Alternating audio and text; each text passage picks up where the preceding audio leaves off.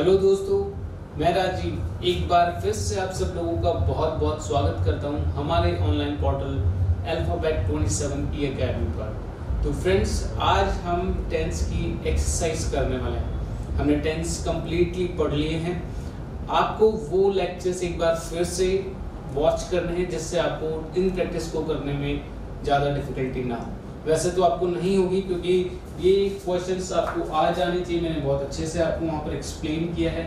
ठीक है फ्रेंड्स, तो हम देखते हैं हमारे पास में कौन कौन से क्वेश्चंस हैं और हम एग्जाम्स के पॉइंट ऑफ व्यू से कैसे इंपॉर्टेंट है, क्योंकि ये क्वेश्चंस एग्जाम्स में आ चुके हैं, इन कॉन्सेप्ट्स पे बेस्ड है। ठीक है, तो फर्स्ट क्वेश्चन है हमारे पास में, Radhika says that she is living in Chennai since 1991 and nowhere. You have 4 parts over here। ठीक है, आपके पास में 4 पार्ट्स है। देखिए 1 2 A B C D। ठीक है, इनमें से किसी एक पार्ट में एरर होता है। एग्जामिनर ऐसे देता है, देखो एक तो एरर बेस्ड आते हैं, ठीक है, फिलर्स आते हैं, सेंटेंस इंप्रूवमेंट में आते हैं, टेंस रिलेटेड क्वेश्चंस। ठीक है, तो वो आपको ये पैटर्न दिए हुए हैं। मैं आपके सामने यहाँ पर सेंटेंस एरर से रिलेटेड क्वेश्चंस है, फिलर्स भी है हमारे पास में, इंप्रूवमेंट भी लेके आएंगे। फिलहाल आपको ध्यान देना है क्या, आपको टेंस को ध्यान में रखना है। Radhika says that she is living in Chennai since 1991। ठीक है, अब आपको फाइंड आउट करना है कि कौन से पार्ट में एरर है।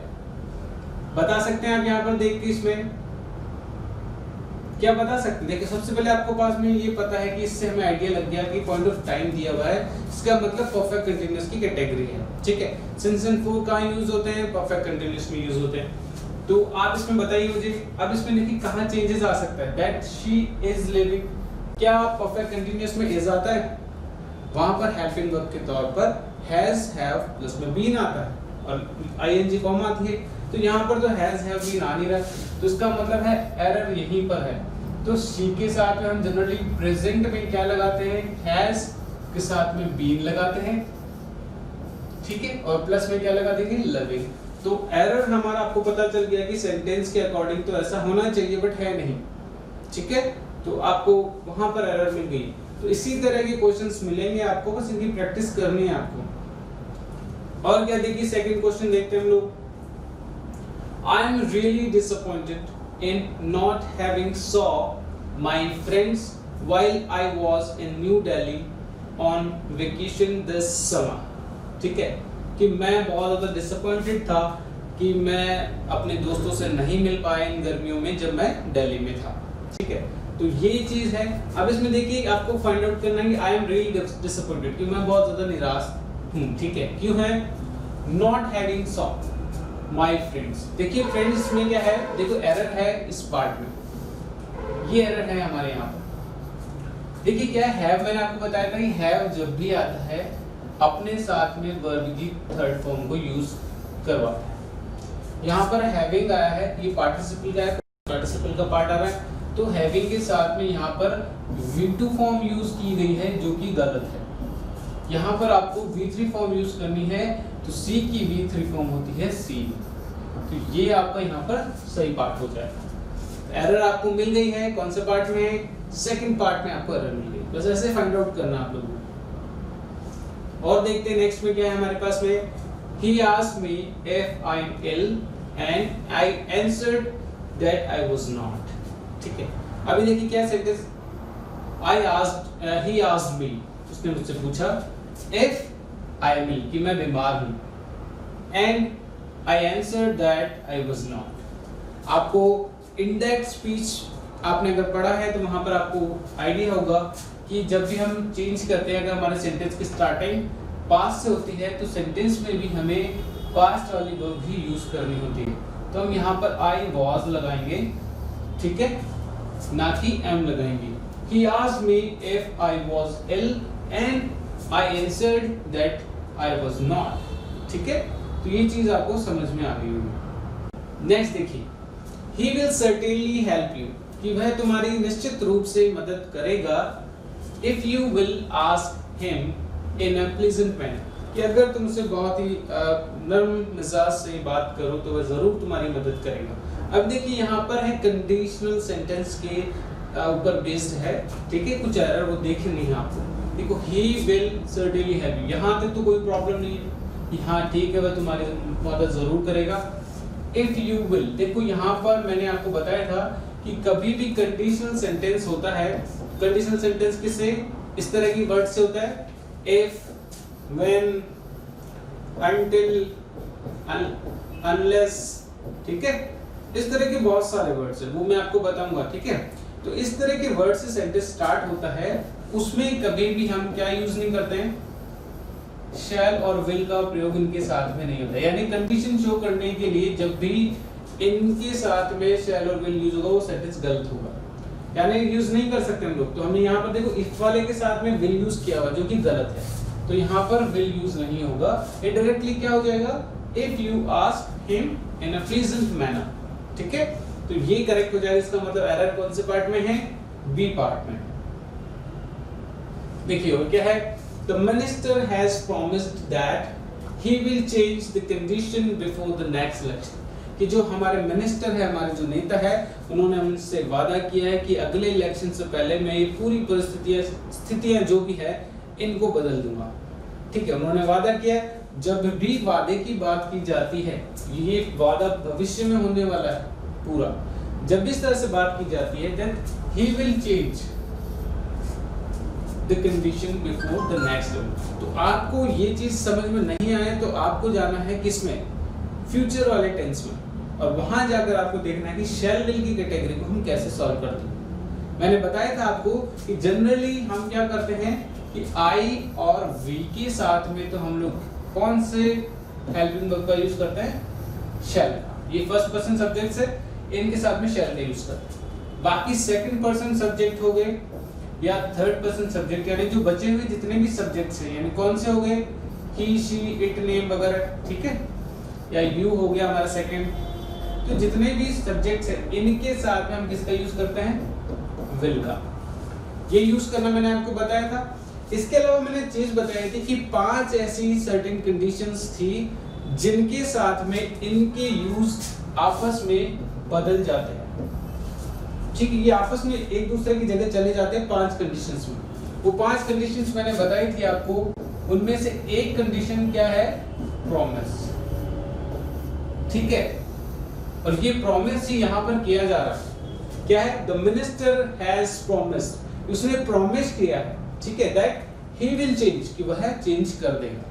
इसका मतलब जब भी प्रॉमिस की जाएगी इनकी परिस्थिति बदल जाएगी, यानी यहाँ पर विल नहीं आकर क्या यूज होगा, यहाँ पर शैल यूज होगा, ठीक है। बस यही चीज आपको ध्यान में रखनी है, ये बहुत इंपॉर्टेंट रूल है, बहुत इंपॉर्टेंट क्वेश्चन है, एग्जाम में आ चुका है, बच्चों ने बहुत गलत किया है, तो आप ध्यान में रखिएगा।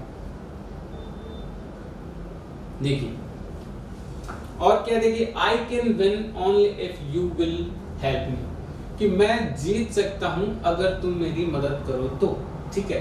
वापस वही अभी मैंने जस्ट बताया आपको कि ये देखिए कंडीशनल सेंटेंसेस का पार्ट है, इफ आ गया ना, इफ के साथ में क्या यूज नहीं होना चाहिए, शैल यूज नहीं होना चाहिए, ये यहाँ पर शैल और विल यूज हो रहा है जो कि गलत है, ठीक है। तो आपको पता चल गया कि इस तरह से सेंटेंस नहीं आएगा। और देखिए विभाज इंग्लिश इम्प्रूव इजंट इट, देखिए ये जो क्वेश्चन है ना, ये क्वेश्चन टैग वाले चैप्टर से है, ठीक है, लेकिन यहाँ पर टेंस का भी रोल है, तो मैंने लिखा है, मैं आपको बताऊंगा कि देखो हमें क्या करना है, इस तरह से कभी फिलर्स मिल जाते हैं, फिल इन द ब्लैंक्स मिल जाते हैं, तो उनको सॉल्व करने के लिए क्या होता है, जो हमारे क्वेश्चन टैग्स होते हैं इनकी हेल्प लेनी होती है। देखिए यहाँ पर कि इज यूज हो रहा है, इसका मतलब है कि कभी भी हमारी जो वर्ब होती ना, उसी को शॉर्ट फॉर्म में हम लिखकर यहाँ लिखते हैं, इसका मतलब है कि यहाँ पर इज तो यूज होगा ही होगा, अगर इज यूज हो गया तो मेन वर्ब आईएनजी फॉर्म में आएगी, ठीक है। तो हम लिखते हैं यहाँ पर क्या लिखेंगे, विभाज इंग्लिश इज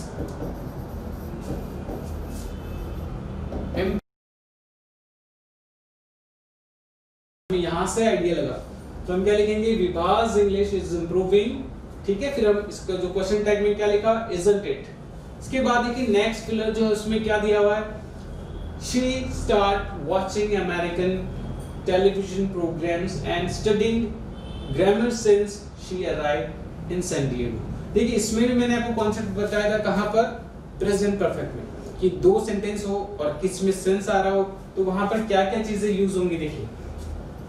सबसे पहले तो क्या बताया था कि सिंस के साथ वाले में हम क्या लगाते हैं, हमेशा हम सिंस के साथ में जो भी आएगा वहां पर V2 फॉर्म लगाते हैं। तो यहाँ पर क्या लगा देंगे, अराइव्ड, क्या लगा देंगे, अराइव्ड। और इसके साथ वाला जो भी पैटर्न है तो उसमें क्या लगा रहे थे, प्रेजेंट परफेक्ट। तो यहाँ पर हम क्या लिख देंगे, शी हैड स्टार्टेड।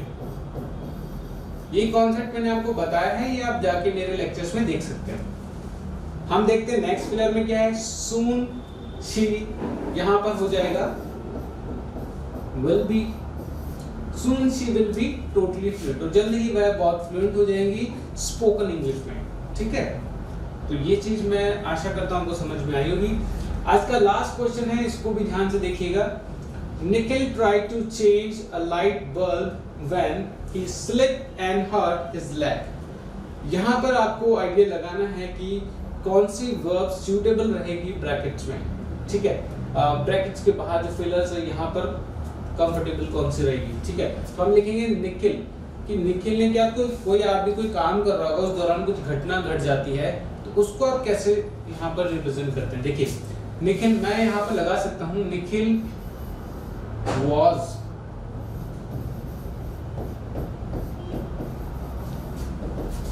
trying, ठीक है।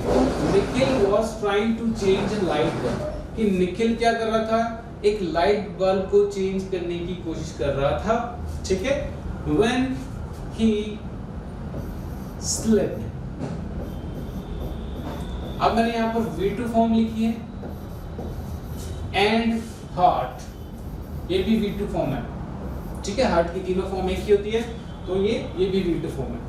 Nikhil was trying to change a light bulb when he slipped and hurt his leg, कि निखिल जब लाइट ठीक कर रहा था उसी समय वह गिर गया फिसल के और उसको पैर में चोट लगी, ठीक है।